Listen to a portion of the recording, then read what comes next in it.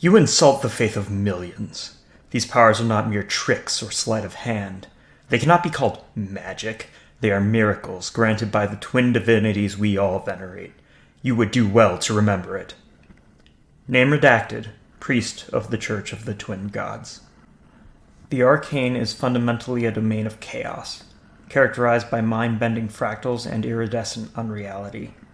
The mages that practice arcane occultism are afflicted by crystalline growths and riddled by inexplicable voids, their minds bent by increasingly abstract metaphysics and mathematics.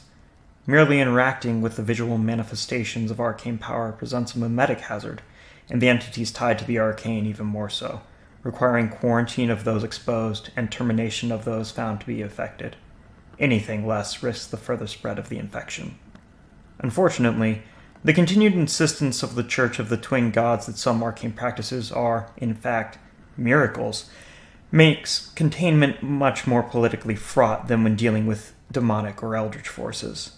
The fact that powerful arcane manifestations are typically contained to ley lines and ley nexes, places of power connecting sites of significance, makes the effort somewhat more tenable. Nonetheless, we find ourselves in the unenviable position of working with the Church to contain such manifestations, even when they themselves are responsible for creating them in the first place.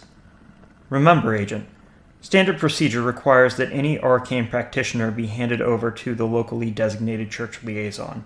The Church is touchy about the termination of their operatives, even the unacknowledged ones, and in these fraught and trying times, the last thing we need is another war of religion.